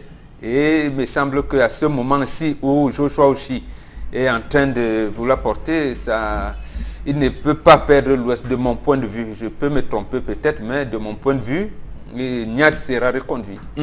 Donc il n'y aura pas cette candidature ou ce président du Sénat qui soit d'origine, qui soit anglophone. Une question pour apaiser et pour faire en sorte que la crise anglophone, d'ailleurs, je ne comprends pas pourquoi une telle décision, je ne sais pas si elle est pertinente, une telle décision de faire un président du Sénat anglophone et que ça a un impact sur la crise anglophone. Ça n'aura aucun impact. Donc, nous avons déjà un premier ministre anglophone, président de la commission de bilinguisme anglophone, ancien premier ministre, qui est par ailleurs grand chancelier des ordres nationaux. Voilà. Bon, je ne pense pas que ça pourrait changer. Encore que c'est même un anglophone du MINAT, secrétaire permanent de la Commission nationale de sécurité, qui a dit qu'il n'y a pas de problème anglophone et qu'il fallait militariser les zones. Donc, un président du Sénat, anglophone encore, va-t-il prendre les mêmes options ou pas? Ou alors va-t-il renforcer la militarisation de la zone en leur disant c'est des brigands, il ne faut pas négocier, il faut tuer tout le monde? Oui. Bon, ce serait davantage pour faire du saupoudrage, pour faire beau, pour faire un défilé de mode politique. Alors, Charles Amel Bachou, le Sénat qui entame ce jour cette deuxième législature, dans un contexte où d'aucuns trouvent que c'est une institution inutile, elle gaspille l'argent du contribuable camerounais. Je rappelle que le Sénat, cette année, c'est 18 milliards de francs CFA de budget pour cette année 2018, donc je l'ai dit. Et donc le Sénat, on l'a vu ailleurs, le président sénégalais Macky Sall a dissous le Sénat, il a supprimé le Sénat, il a économisé 27 milliards de francs CFA. Le Cameroun est englué dans ce débat-là aussi.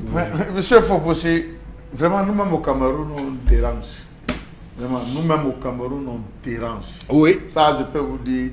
À des moments même, voir Camerounais, quand un Camerounais devient calme, inquiétez-vous. Parce que le Camerounais de nature est agité comme une guêpe. Il va pas. Voilà les anglophones qui avaient dit, ils n'ont jamais vu un ministre anglophone au MINAC. Ils n'ont jamais vu un ministre anglophone à la défense. Ils n'ont jamais vu un ministre anglophone à l'éducation, à ceci, à cela. On a désolé. Ils ont dit, bon, ça ne va pas. Maintenant, ils décident qu'il faut diviser le pays. On dit jamais. On ne peut pas vous accepter de diviser le pays. On n'est pas avec vous. Restons un. Posons les revendications. À l'ensemble, nous sommes tous d'accord. Mais aujourd'hui, pour un peu qui a un poste qui veut se libérer, on dit que c'est les anglophones, c'est un anglophone. On a commencé à l'Assemblée nationale, on dit qu'il faut que ce soit à l'Assemblée nationale. Ça ne va pas marcher à l'Assemblée nationale. On dit non, c'est au Sénat. On veut même quoi? Un anglophone ou quelqu'un de compétent? Parce que moi, c'est la question. Parce que ça, on ne se loin pas du tribalisme, je suis désolé. Le fond va rester toujours, on va embellir comme on veut. On va dire, le tribalisme va rester. Ah, c'est encore un Bamileke qu'on a laissé. Ah non, ça devait être un ceci. Ah, le clan Boulou est monté. Ah, le clan ceci. C'est ça. Voilà l'esprit qu'on doit tuer dans ce pays. Moi, je suis le militant de la compétence. Quel que soit les autres, mais le militant de la compétence, pas le militant du clan ou de l'ethnie. Voilà ma logique aujourd'hui, M. Eric Fopossi Negou. Donc, qu'on le reconduise, lui aussi calcule, Paul Biya. Lui aussi calcule. Et vous savez que politique, comme vous avez dit dans Djangui, quand le gars va faire le calcul, il voit qui m'a donné 100% vrai. On dit Trésor m'a donné vrai de tout cœur, de tout leur cœur, de tout leur amour, il dit le ciel. Qui m'a donné les voix avec trucage. Parce que Paul Biya connaît qui truc. Comme à l'Est, là, on connaît que la zone de l'Est, là, quand on dit que les 99, on connaît ce qui se passe à l'Est. On connaît ce qui se passe dans beaucoup d'autres zones de ce pays.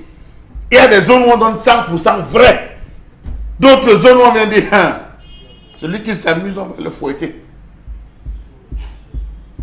Donc, monsieur Fopossi, je vous réponds très simplement en disant, seul l'acteur majoritaire connaît. Et sur le Sénat et son utilité pour les 5 prochaines années, vous dites quoi par rapport à ce que cette chambre pourrait apporter aux Camerounais? Monsieur Fopossi, je dirais la même chose que je vous ai dit pour le Conseil constitutionnel, comme je l'ai dit pour tous. Vraiment, il faut tout revoir dans ce pays. Tout est à revoir dans ce pays. Pour le bonheur de tout le monde, tout est à revoir. Ce sont des institutions, je ne dis pas non, elles sont reconnues, mais je dis à un moment donné, il faut marquer un stop. Nous avons à l'intérieur des cumulards. Plein de cumulards. Les chefs qui se retrouvent là-bas vont faire quoi? Ils ont le salaire en tant que chef. Ils viennent bousculer. Est-ce qu'ils vont gérer leur communauté? Est-ce qu'ils sont au fait même des problèmes de leur communauté? Donc j'estime, monsieur Fopossi, qu'à un certain moment, il faudrait qu'on essaie de dissoudre, de revoir tout un peu à zéro, vraiment. Donc l'exemple Macky Sall pourrait être vu au Cameroun? Non, surtout pas. L'exemple Macky Sall, même pas. Non. Même pas. On peut reconditionner, mais pas voir l'esprit Macky Sall. Je rappelle que là-bas, il a construit une centrale solaire qui a permis aux Sénégalais d'avoir de l'énergie électrique. Je suis d'accord avec vous, mais je dis, vous savez que quand c'est difficile de mettre quelque chose sur pied au Cameroun, là-bas, vous avez vu le Conseil constitutionnel. C'est difficile. Mais lorsqu'on a déjà mis, non, vous ne pouvez plus dissoudre. Vous ne pouvez plus. Bon, moi-même, je peux être sénateur demain, non, laissez. D'accord. Il faut juste reconditionner, c'était juste pour blaguer. Tendance, la voyageuse nous regarde, nous observe et peut-être se dit peut-être que l'affaire de Marcel Nyat Difendi au Sénat comme président, la question se pose. Et pourtant, voilà, dans un contexte de crise anglophone, beaucoup pensent qu'il est important qu'on mette un anglophone là-bas au Sénat comme président. Pourquoi vous voulez semer la zizanie? Le Cameroun, c'est un pays indivisible. Il y a les gens qui ont dit que quand Papa Nyat arrive ici à Dédé, on bloque les routes. Ça fait quoi? C'est un patriarche. On doit bloquer parce qu'on vous connaît. Si on le laisse et que vous le visez avec les cailloux, on va faire comment? Ils vont même créer l'embouteillage. On vous connaît. Pour le coincer. Pour le coincer. C'est que vous allez même chercher le ndomondomo ou le wangwang. Vous allez chercher le ndomondomo ou le wangwang pour le viser. On vous connaît. Moi, je sais que le Cameroun, c'est un pays indivisible. On peut même mettre quelqu'un de mon village, pourquoi pas? Moi-même, on peut me mettre, comme je n'étais même pas moi à l'école là, je cherche même quelqu'un dans une élite de mon village qui fait la politique, il soit là-bas. Pourquoi? Je peux aussi me réclamer, ça ne me réclame pas parce que c'est que nous sommes dans un pays qui est bien. Moi aussi, j'ai mal parlé, réponds à non, c'est bien, Kanga. C'est bien parlé. C'est bien parlé. La prochaine fois, question politique, pose pour moi un bon pardon. Ne viens plus me coincer sur le plateau. Mais bon, j'aimerais avoir le point de vue de M. Fopossi, il ne l'a pas donné. Il n'a pas donné. Non, là, vous n'avez pas donné. Vous avez recueilli pour nous. On va voir le vote. Nous, ils sont ça. Non, mais bon, vous devez comprendre que quand je pose mes questions, forcément, si vous avez un peu de jugeote, vous comprendrez. Non, vous comprendrez. Vous comprendrez dans l'orientation des questions. Voilà ce qu'on peut déceler. En tout cas, comme je l'ai dit, un président du Sénat anglophone ne change rien à la crise anglophone actuelle. Ce serait une mesure cosmétique pour faire beau, pour faire un défilé de mode politique qui ne sert à rien, juste pour montrer qu'on a des hanches et qu'on a également des beaux escarpins pour... vous voyez, c'est ça le voyeurisme au Camerounais. Donc, on veut là, je vous le promets, monsieur. Oui, mais c'est pour vous dire, c'est pour vous dire. Là, je vous le donc, c'est pour vous dire. Alors, si tu commences à dire ça, c'est pour les rendre encore rebelles, parce qu'on vous connaît. Les gens qu'on a nommés des Manlo, qu'est-ce que vous avez fait? Si on commence à nommer, vous allez encore vous rendre rebelle plus que ça. On se connaît entre nous. Oui, c'est pas pour vous inciter que non, reparlez. On vous donne plus l'occasion. On va rester que bien dans le pays, si on ne va même plus faire la guerre. Oui, parce qu'il y a des gens qui sont cachés derrière, qui attendent ça pour faire la guerre. Il n'y a pas de guerre. Et surtout qu'il faut dire que, jusqu'à ce qu'on élise le président du Sénat, il y a un président du Sénat actuellement qui est le doyen d'âge de la haute chambre, qui est Victor Boukété, donc qui est anglophone. Donc si vous voulez, on pourrait se consoler avec ces quelques jours de présidence du Sénat en tant que doyen de cette illustre chambre. Alors Florazé, on va prendre l'autre information. Oui, la seconde, la dernière information, on parle de la CAN 2019, on parle des préparatifs de l'organisation, notamment avec la réhabilitation des infrastructures. Et en image, je vous amène dans le stade de Japoma. Je rappelle que on aura une troisième visite justement des inspecteurs de la CAF qui viendront une fois de plus identifier notamment les différentes infrastructures qui vont accueillir cette CAN en 2019. On rappelle tout de même qu'une enveloppe de 155 milliards de francs CFA était donc à la réfection des voies d'accès aussi des différentes villes qui abriteront la compétition. Était donc un aval ou une décision qui date du 6 avril, justement un mandat, une enveloppe de 155 milliards qui avait été justement octroyée par le président de la République lui-même. Maintenant, on est donc sur le site. Vous voyez, les travaux vont quand même de bon train sur la toile. On est plutôt positif. Donc, on rappelle également sur le terrain, on a eu le gouverneur de la région de Littoral également qui fait office du président de site, du comité de site, qui est également venu à vérifier l'état des lieux, l'évolution même des travaux sur ce site. Et comme vous l'avez en image, on voit les gradins commencent déjà à se positionner. On observe très bien que, comme il l'a même si bien dit, les travaux vont de bon train. Donc, et on rappelle que pour décembre 2018, donc la date fixée, le fixer pour rendre tous les infrastructures viables pour accueillir cette compétition. On commence à s'activer en attendant la troisième délégation, alors la troisième inspection de la CAF qui viendra au Cameroun pour, une fois de plus, identifier les différents sites, stades et autres. On est à Douala, Garoua, Yaoundé et justement ces infrastructures, ma foi, qui vont bel et bien accueillir la CAN pour l'année 2019 et je reste positive, Eric Popus. Non mais vous dites waouh, vous avez vu les stades européens, l'Alliance Arena. On est en plein travaux, Eric Popus. L'Alliance Arena on est en plein travaux, Eric Popus. Non, vous dites que c'est beau. Arrêtez un peu. Qu'est-ce qui est beau là? Je n'ai pas dit que c'est beau, je dis non, je n'ai pas utilisé non, vous avez dit que c'est beau. On voit les gradins, ça commence à sortir. Non, j'ai dit, vous voyez, ça évolue. Ça sort quand même de terre. Ça sort sur la maquette. Parce que je vois. Ça sort de terre, donc vous voyez quand même que les travaux. Non, attendez, les travaux évoluent quand même. Ça évolue ou pas? Votre façon de. Ça évolue. Vous l'avez dit ici en direct que vous n'êtes pas. Votre façon.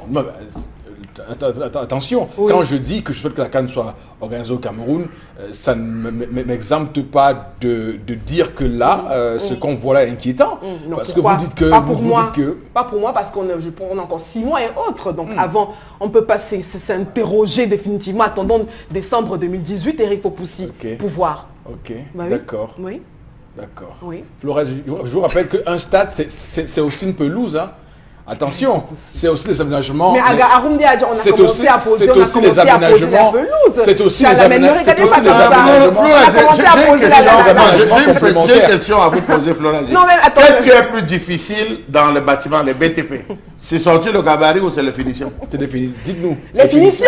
Voilà. Je suis d'accord. Mais je dis qu'on a encore le temps. Attends, mais je dis qu'on a encore le temps. Jusqu'à décembre 2018. Monsieur Fopossi, le Cameroun a accueilli la CAN 72. Le stade Amadou Ahidjo n'est jamais terminé jusqu'à aujourd'hui. N'est jamais terminé. Mais si c'est pour jouer la CAN, on l'avait joué. Oui. Ah, voilà. Donc, en fait, certains compatriotes vont penser que non, mais on a quand même joué. Non, vraiment, ce sera des conneries. Pourquoi j'ai dit conneries? Premièrement, la CAF va peut-être fermer les yeux. Le gazon, pour qu'on joue, il faut au moins que ça fasse 8 mois. Ils ont déjà fait venir le gazon, non? C'est pas planté. Oui, c'est pas planté là. Et puis ce gazon qu'on a importé là. Voilà, maintenant, le stade, c'est pas seulement la pelouse et le gradin. C'est tout ce qu'il y a autour. Les aménagements extérieurs. Et tout. Oui. Autre chose, peut-être que ça va arriver un jour. Il semble que le Cameroun va aussi participer à la phase finale. Est-ce que l'élimination va compter ou pas? Je n'en sais rien. Mais ça, c'est un autre dossier. Donc la CAN peut même se jouer au Cameroun sans le Cameroun. Donc on reviendra dessus plus tard. C'est pas possible. Moi, mon problème, c'est que c'est pas opportun. Oui. Mais comme on s'y est engagé, on a endetté tout le monde. Donc un bébé, un Camerounais qui naît aujourd'hui, a au moins une dette de 300 000 qu'il devra payer. Oui. Nous, on va jouer.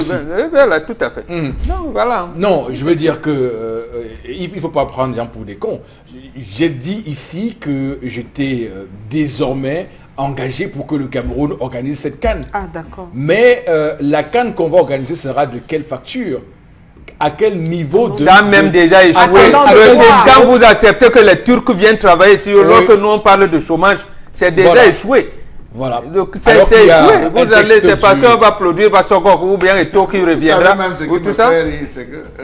C'est même échoué. Le ministre du Tourisme a annoncé où il a passé à Douala pour aller inaugurer un hôtel. Vélo, Bouba Maïgari. Voilà. La voie d'accès au stade. Que vous preniez la nationale numéro 3 par, je ne sais pas, l'aéroport et tout. D'abord, après borne 10. La route n'existe plus. Si vous prenez par Yassa, les deux routes par Niala n'existent pas. On vient de casser les gens en Colbon. Ça va commencer comment? Donc, on peut risquer d'avoir un stade en pleine forêt où les voies d'accès ne sont pas possibles. Ou bien quand l'équipe nationale va passer, on va siffler, on va faire comme si le président sortait. Tout le monde, même les boutiques, on ferme. Cette fois-ci, on n'a pas invité Coco Argenté. Non, les cérémonies d'ouverture seront là. Parce que la première fois, quand les experts sont arrivés, on l'avait invité, elle a fait le show. C'est vrai, non? Oui, c'est vrai. Je suis vraiment informé. Vous avez dit que quelqu'un n'est pas informé, je suis informé. Cette fois-ci, on n'a pas invité les artistes. Oui. Personne. Non, ils ne sont pas encore arrivés, ils arrivent en juin. La troisième mission d'inspection arrive en juin. Et c'est où on va faire le show. Oui, comment ça, chercher les artistes? Et moi, ce qui me plaît, c'est la saison des pluies qui arrive. Il faut même qu'il pleuve. D'accord, Charles Abel à la parole. Oui, Charles Abel nous mène en bateau. Mais comment passer L'Eurasien nous mène en bateau parce que je pense qu'à ce moment, le ministre des Travaux publics devait être sur le terrain. Le ministre du Tourisme, le gouverneur suit à sa place. J'ai dit, le ministre du Tourisme devrait être sur le terrain. Il devait se rassurer que les choses avancent dans le bon sens. Quand on parle de football, le football va faire déplacer des gens. Et des gens qui viennent, il y a ce qu'on appelle le tourisme sportif. Le tourisme sportif, forcément, les gens vont vouloir découvrir des choses. Où est-ce que Roger Mila a joué? Où est-ce que Samuel Eto'o a fait ses premiers pas en termes de football? Où est-ce que celui-là, Benjamin Massinkon a enterré? Les gens vont chercher à voir, les chaînes de télévision vont chercher à réaliser des documentaires. Je pense que le ministère de la Communication devait se bouger. Le ministre du Tourisme devait se bouger. On devait s'arranger à ce que les monuments du sport au Cameroun, les monuments de la culture au Cameroun soient en phase avec un événement comme celui-là. On l'a vu dans tous les autres pays, mais dans ce pays, étrangement, ce n'est que les stades qu'on nous fait visiter, les avancées des travaux des stades. Pourtant, sur le plan intellectuel, sur le plan mental, rien n'est absolument fait. Inch'Allah, mais vous me faites rire. Vous n'étiez pas au Cameroun. Mais ces choses que vous dites là, c'est bon pour un pays normal. Allez à Bafoussam. On n'est pas dans un pays normal ici. Allez à Bafoussam vous rendre compte de ce que cette ville n'a pas la capacité d'accueillir même un interquartier. Ça veut dire que c'est pas possible. Oui, cette ville de Bafoussam, franchement, on est en train d'aménager les hôtels et les hôpitaux là-bas. Non, mais sauf qu'après, il faut les routes. Après, il faut que la ville soit quand même viable pour que les gens viennent là-bas. Je veux dire, au final, qu'est-ce qu'on va faire avec une canne si nos villes ne sont pas propres, ne sont pas des villes de haut standing? Ils vont peut-être dormir à Douala, les hélicoptères vont amener les joueurs et les officiers.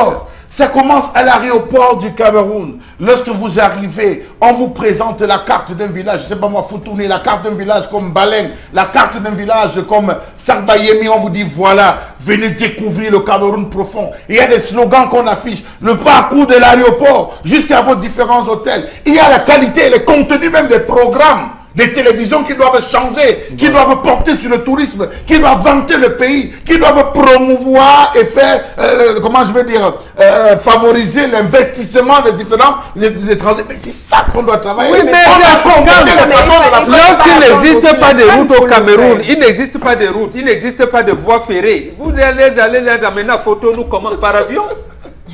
Par avion? Donc vraiment... Ou bien vont faire un vol aérien pour pouvoir photonner, pour voir son loulou. Tout est focalisé sur l'État. Donc ils sortent de l'aéroport. Encore tout va par avion. Donc ils sortent de l'aéroport directement pour le stade. Absolument. Donc, ils vont manger quoi?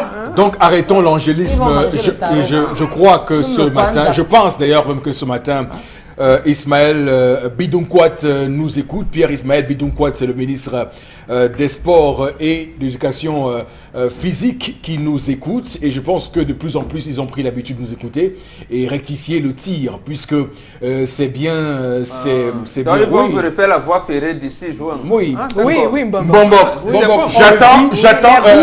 J'attends, monsieur Fopoussi, permettez-moi de vous arracher de 5 secondes la parole, pour dire au ministre de la Culture que j'attends, avec le ministre du Tourisme, qu'ils organisent un charter à la découverte du Cameroun profond pour ces gars qui vont venir. Vous étiez à l'Est, monsieur le ministre des Arts et de la Culture. Vous pouvez les amener à l'Est. Allez découvrir la mare. On peut organiser des charters dans ce pays. On peut organiser des charters pour aller découvrir ce pays. C'est quoi ces histoires de charters électoraux qu'on fait dans ce pays? Je crois que c'est le moment pour impulser véritablement la culture, pour impulser le développement culturel dans ce pays. Non, mais ils ont pris l'habitude de vous écouter, puisque les instituteurs tout récemment, actuels, qui prévoyaient faire grève, ont eu gain de cause en fin de semaine dernière, parce que les bavardologues avaient parlé. Parce qu'on en a parlé sur ce plateau, on a décrié la situation et on a dit que ces enseignants-là avaient pris une bonne option de rester en salle de classe, de ne pas troubler le public et de ne pas dispenser des cours. Et ils ont pris peur à Yaoundé et vous voyez directement, ils ont... que le ministre des Transports commence à sélectionner les agences, on va récupérer les bus. C'est un travail qui doit être déjà fait. Non, vous savez, le cas des bus portugais et des bus égyptiens qui sont jamais arrivés. Disent à Bolloré de refaire les rails. Voilà, quand j'intime l'ordre de relancer. Souvenez-vous de l'histoire des bus portugais et bus égyptiens qui ne sont jamais arrivés au Cameroun. Quand vous dites que les gens vont le ministre là est malade. Il est très malade, il est hospitalisé, vraiment. Non, mais il faut dire la vérité aux gens. Ça veut dire que quand vous demandez qu'on réquisitionne des bus de voyage, ils vont vous dire, mais nous aussi, nous souhaitons faire notre chiffre d'affaires pendant cette Cannes 2019, que croyez-vous? Merci infiniment Florazé de porter avec autant de conviction cette partie de l'émission, la revue des réseaux sociaux. Avec vous, on va rester sur la ligne des messages qu'on nous envoie et prendre connaissance du thermomètre de ceux qui nous regardent et ce qu'ils pensent de ce que nous disons sur ce plateau. Bon, maintenant, si nous traitons de bavardologue, nous prenons ça sans problème. Tendance. Nous sommes fair play. Nous sommes ça comme un compliment. Nous sommes fair play d'ailleurs. Il faut que les Camerounais cessent d'être naïfs. Nous sommes dans un pays conservateur. Le gouvernement ne changera rien du tout et reconduira M. Niato Perchoir. Voilà. C'est M. Ekoka Bonabéré qui réagit. Ce n'est que normal. Même avec la magie, ces infrastructures ne peuvent jamais finir avant la Cannes. Olembe, c'est encore plus grave. C'est une réponse pour vous. Hein, c'est Tonien. C'est Tony Ayaoundé qui réagit. Vous voyez que même votre façon non. façon de dire, oh mais ça avance. Oui, ça avance. La raison... de l'enfumage en fait. Ne vous sentez Cameroun pas... a tout. Pourquoi Le Cameroun a tout pour réussir. Mais la cupidité et l'égoïsme de nos dirigeants nous plongent toujours dans la misère. Voilà. Ça veut dire donc qu'on n'a pas tout, puisqu'il y a des obstacles. Non, mais également, je veux le témoignage. Il faut que Momok nous aide justement avec notre ami qui lui nous dit qu'on peut réussir dans cet environnement de misère. Mais il dit quand même qu'il y a la cupidité. On va soigner la cupidité quand même. Monsieur Fopoussi, vraiment, j'ai une question que j'aimerais vous poser sans me substituer à vous. Mais Charles, vous avez, ça fait 2 questions déjà. Pas seulement à vous seul, mais à tendance, en bonbon à tout le monde. D'accord, ok. Vraiment, si vous voulez découvrir quelque chose ou pratiquer le tourisme à Douala, vous irez où? À Douala?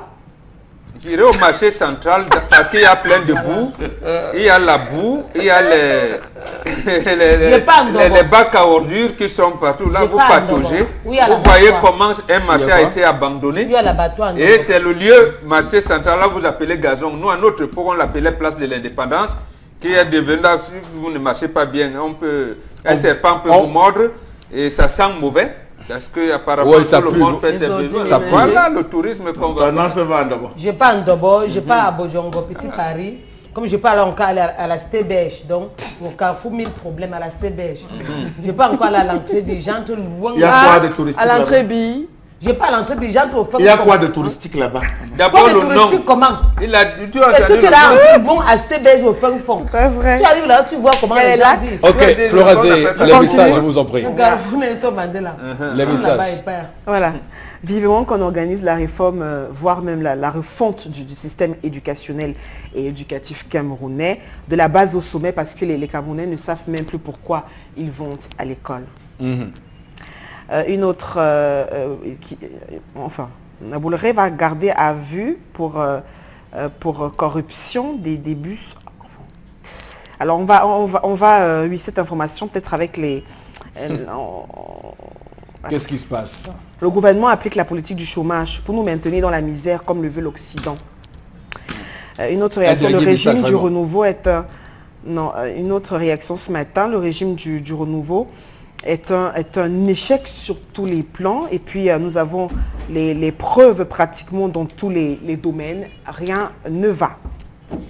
Voilà, merci beaucoup à vous, chers téléspectateurs, de continuer à réagir sur ce plateau suite aux différents sujets que nous abordons ici. On va aller tout de suite chercher le contenu de interpellation de ce mardi 24 avril 2018 avec sous l'égide de la caméra de Cédric Chouna.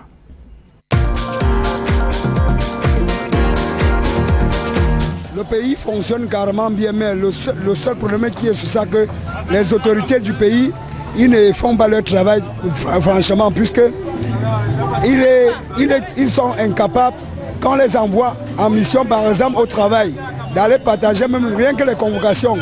Ils arrivent, ils ne peuvent pas donner la convocation tranquillement pour convoquer cette personne. Ils arrivent, ils intimident, ils menacent les usagers. Ce n'est que ça que moi je peux parler, puisque quand on dit on a porté la tenue, c'est pour supporter tout le monde. Ce n'est pas pour gâter le pays. Ce n'est que ce que je peux dire. Je propose que le gouvernement peut prendre au moins les possibilités pour abattre ça dans ce pays. Puisque si ça fonctionne comme ça, là, franchement le pays serait en danger, puisque tout le monde au carrefour, quand on sort, on n'a même pas de travail, mais quand on sort, c'est pour trouver un bout de pain. Et quand les autorités viennent intimider aussi, c'est là où ça nuit le pays. Ce n'est que ce que je peux partager aussi avec mes frères.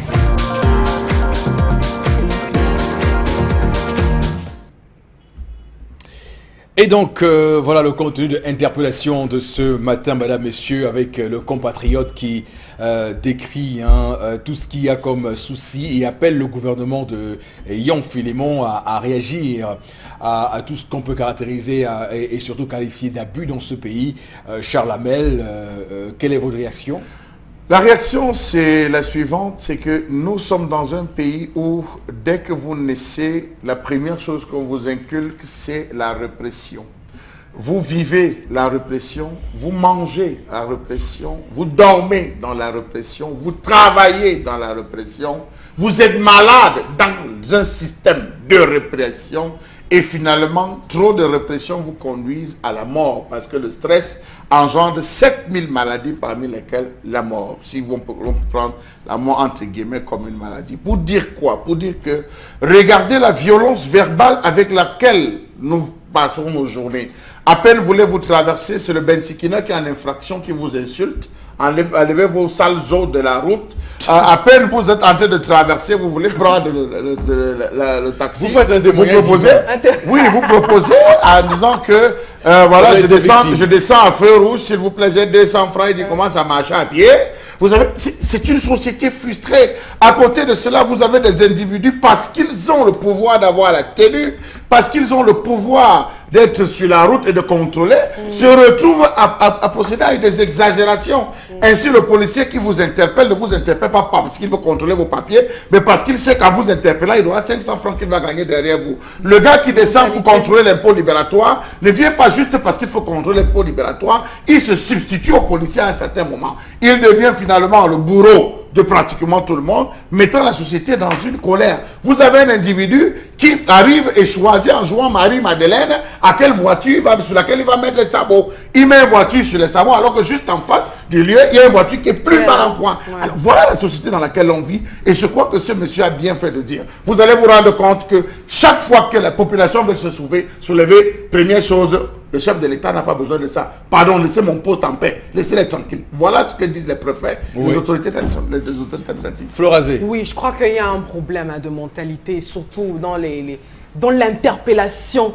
Parce que, mais moi qui vous parle, les gars, je me suis fait interpeller par un policier et tout qui ne se présente pas. Maman, je lui ai demandé, mais vous présentez-vous d'abord. Et puis maintenant, vous m'interpellez pourquoi? C'est ça. En fait, le citoyen ne devrait pas avoir peur des hommes en tenue. Pourquoi avoir peur? Surtout quand on sait qu'on n'est pas. Surtout quand on sait qu'on n'est pas. La peur du gendarme est le commencement surtout de quand la sagesse. Sait qu'on n'est pas en infraction. C'est le bandit qui doit avoir peur. Oui. Pas le citoyen, on n'est pas en infraction. Il devait avoir une sorte d'harmonie. Mais c'est pas ça aujourd'hui. Parce que justement le discours il est tellement violent. Pourquoi? Peut-être parce qu'on est frustré. On est frustré pourquoi? Quoi? Les conditions de travail? Quoi? La précarité? Non, mais ça ne justifie rien, Eric Fopoussi. Donc je vais dire quelque chose à M. Fopoussi. J'ai donné 5 000 francs à un chauffeur un jour. Je vais vous le dire, 5 000 francs. Je le dis aujourd'hui. Pourquoi? Alors nous étions en train de rouler. Vous devez dénoncer. Nous étions en train de rouler. Non, je continue. Nous étions en train de rouler. Il a interpellé, il a contrôlé, il a interpellé le véhicule. C'est le véhicule de mon grand frère. On s'arrête. Il dit bonjour monsieur, officier de police, tel je ne donne pas son nom. Il dit, c'était juste pour vous dire que vous avez la veilleuse là qui ne donne pas. Merci monsieur, bonne journée. J'ai dit non monsieur, venez. Des Camerounais comme vous, il y en a pas. Voilà juste, voilà. Il dit juste pour vous dire que, voyez. Donc dès que le policier, nous on était en train de dire dans la voiture que c'est sûr que le gars avait encore le robot. Oh, c'est sûr que le gars. Non mais attention. Mais non, mais c'est ça en fait, c'est chier dans la tête des Camerounais maintenant. Que la veilleuse ne donne pas. Oui, que la veilleuse de votre côté a sérieux souci. Oui. Il faudrait penser à arriver, vous gérer. Je vous laisse partir. Oui, il a dit non, ça va, juste pour vous donner l'information, je ne sais pas si ça arrivait avant ou pendant que vous étiez en train de rouler. Non, mais pensez. Attention, qu'est-ce qu'il fallait faire? Il fallait contrôler. Non, mais attention, mais vous ne vous croyez pas au Cameroun là? Non, pourtant, non, ça existe.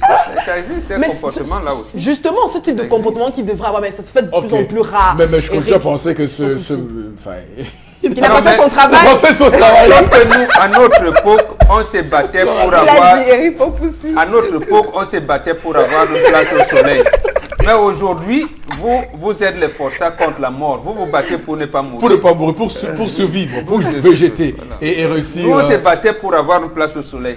Voilà. Aujourd'hui, vous êtes des forçats contre la mort. Mais il y a un monsieur, il est dans son box à Yassa.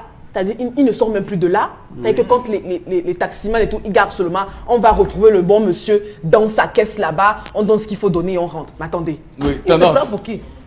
Flora parlait des policiers, c'est une policière. Qui t'avait au 6e qui voulait me faire le 6e. Voilà, oui, je m'en souviens. Je vois une mince fille comme ça. Je suis sûre que tu étais même sangalon.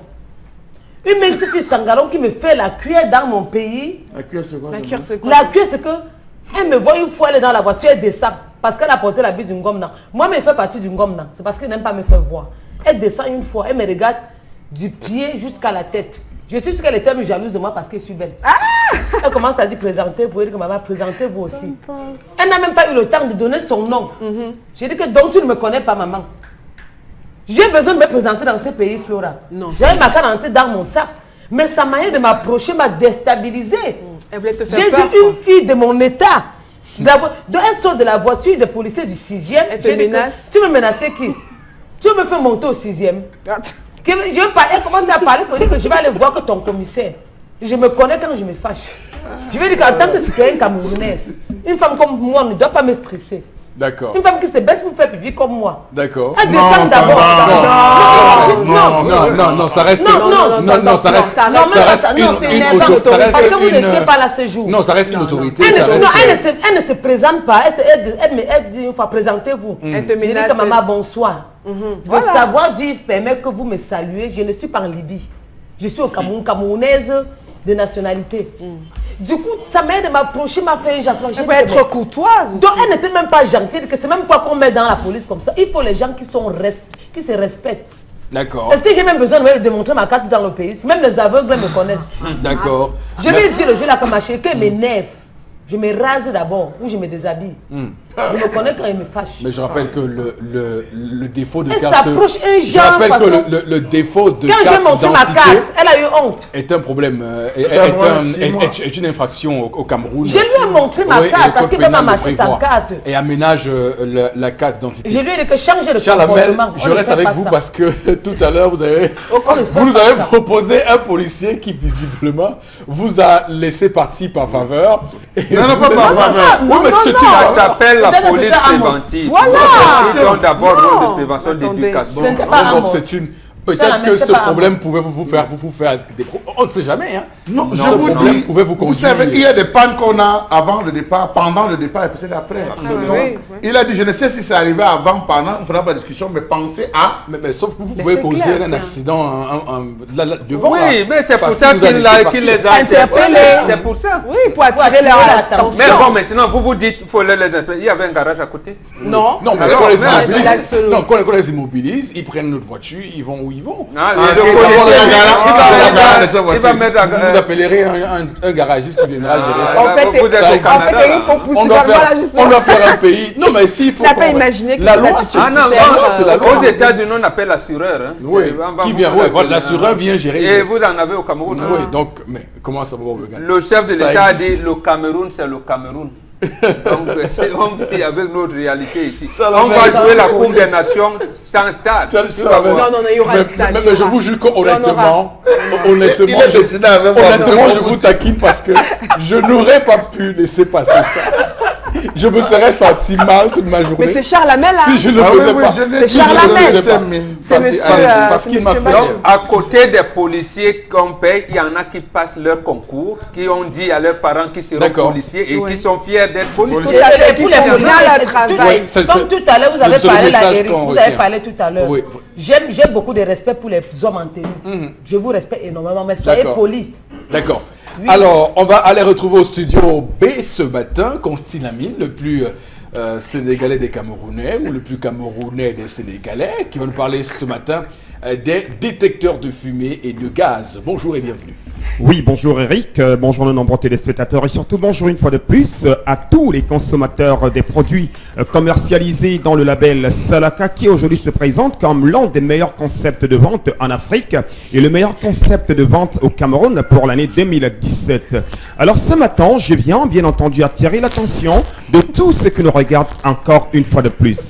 S'il vous plaît, soyez prudents, soyez préventifs, évitez le pire. Hier, aux environs, bien entendu, de 19h moins, tout un immeuble s'est incendié du côté, bien sûr, de Mbangé. C'est à Douala, au Cameroun, non loin de mon domicile.